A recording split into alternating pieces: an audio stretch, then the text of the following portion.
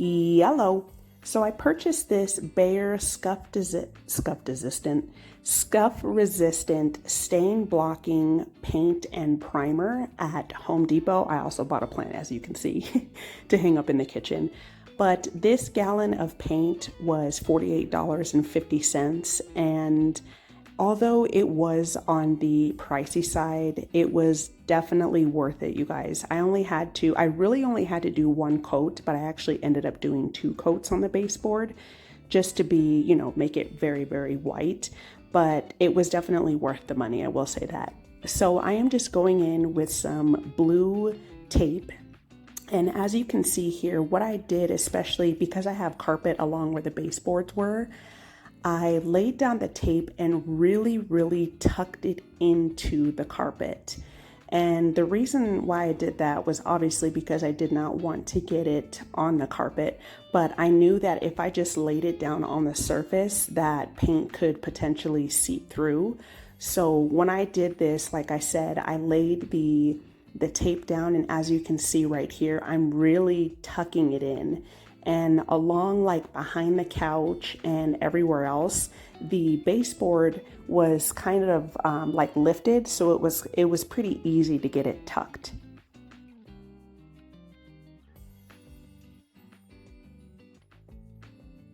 And I'm starting pretty late here in the day. My goal was to get the entire living room framed with the paint so that tomorrow morning I could just jump right into cleaning the baseboards off really well and painting. So I'm just getting all of that prepared and moving everything out of the way and really just lining the carpet with the tape. And I didn't end up doing all like the top of the baseboard because along where the blue and green wall is and some other areas, I really wanted to make sure that I got the top of the baseboard painted. And so I did that freehand.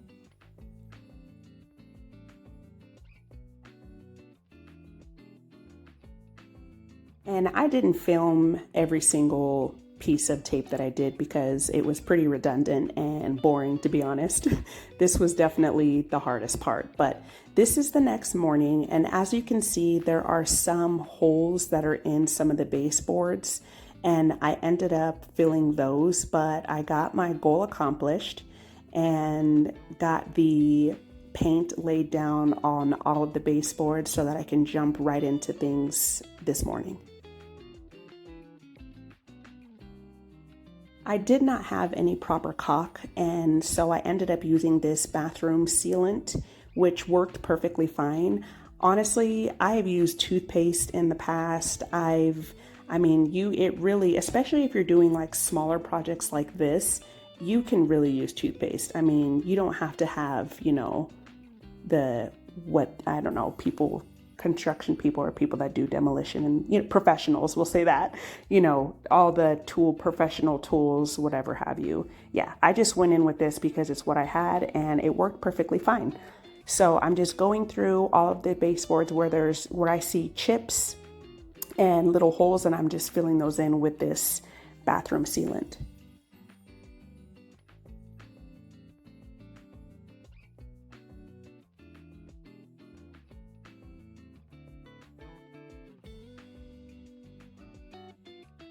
And if you're doing a bigger project, like filling bigger holes and things of that nature, I'd really recommend sanding it down before you start painting. But anyways, I am just going in with some lemon Lysol right here and a microfiber cloth, and I'm giving the baseboards a really good scrub and just making sure that I get up all the debris and everything else before I start painting.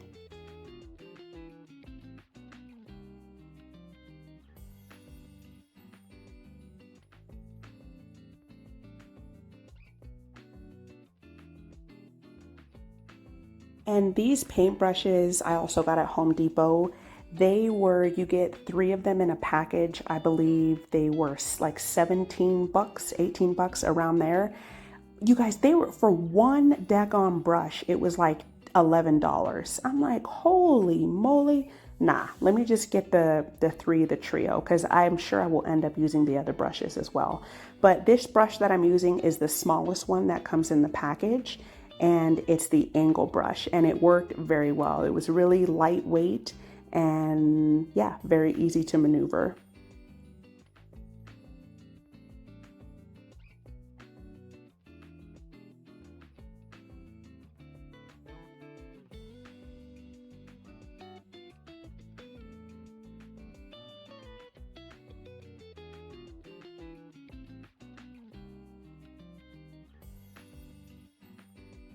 And on this side of the stairs and the other side, I put blue tape on the top of the baseboard, but this is really the only area where I used tape on both the bottom and the top, just because of the way that the baseboard is. But on everything else, all the other trim, I freehanded it because the paint that was on the wall was kind of like on top of the very top of the baseboard, and so I wanted to kind of go over that and just really make sure that it was smoothed out and you could see the difference between like the white and the color of the actual wall.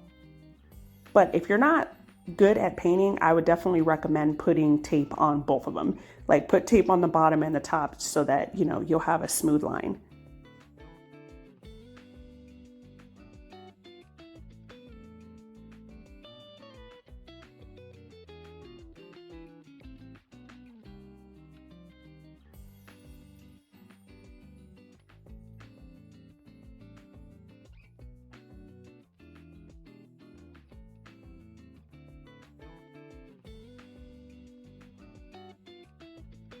And as you can see in this clip here, here is the difference.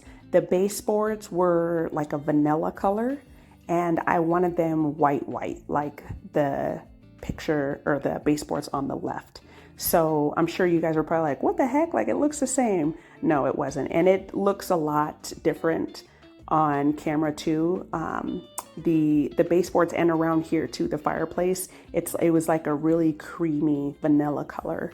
But this here, actually, the trim of I guess the tile of the fireplace, it was like a dark brown tan color. And I really wanted to make sure that that was covered. So I did 2 coats on this as well. But yeah, this was definitely something that I wanted to make sure was white.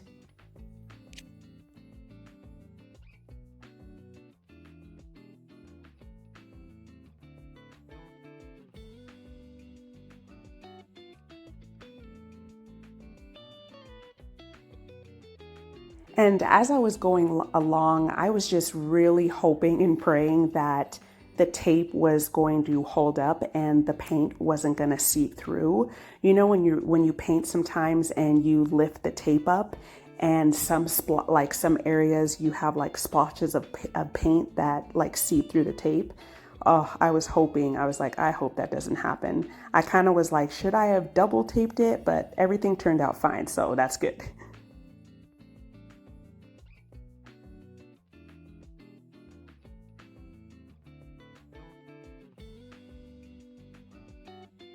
And as you can see here, this is what I meant by freehanding it. Right here, you can see, like the top of it kind of had like a slight mixture of the gray paint and like the old, like the vanilla color. So I just decided to freehand that and, make sure that the line was extra crisp without the tape. Sorry if this makes you dizzy. I was just going through really quick and just showing you this was the first coat I completed. So I got that all done. And as you can see here, I'm sure it doesn't really show up that well on camera, but this is like that tannish color that I was talking about. And it was like pretty much impossible to get tape here because as you can see, like the lip of the fireplace, like there was just no way for me to put any tape on top. So I freehanded this as well. And yeah, I'm glad that I did that because it blended pretty well. I thought I was gonna have to paint the tile. You know how sometimes like the whites don't match up? I was like, oh no, but didn't have to do that.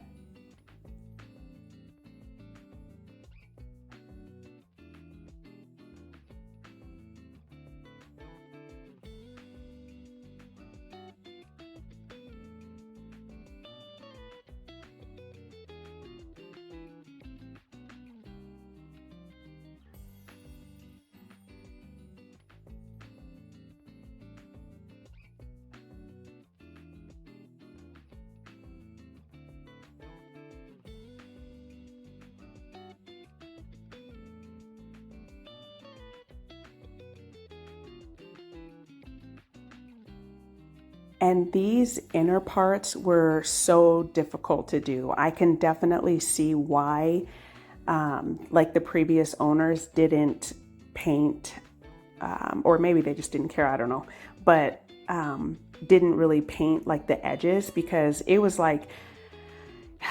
hard to get in between that crack without getting paint everywhere. But you know, I'm a professional. It's like, I'm just playing. Yeah, I just really took my time. And if I did make a mistake, I had some wet naps readily available, so I just wiped it up. But yeah, it was really hard getting in those cracks, but your girl got it done.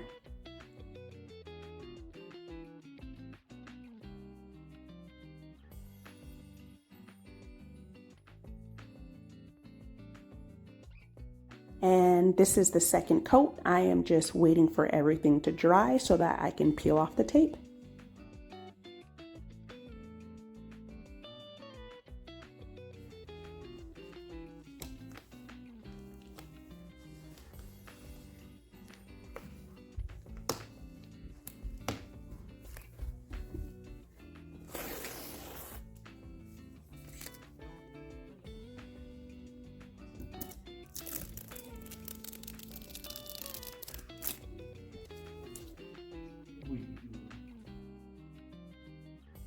All right, guys, so this is the final look.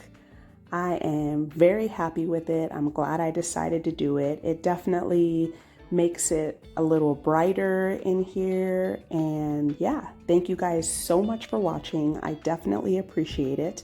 I have a couple of before and after pictures here at the end, and I hope you have a wonderful week.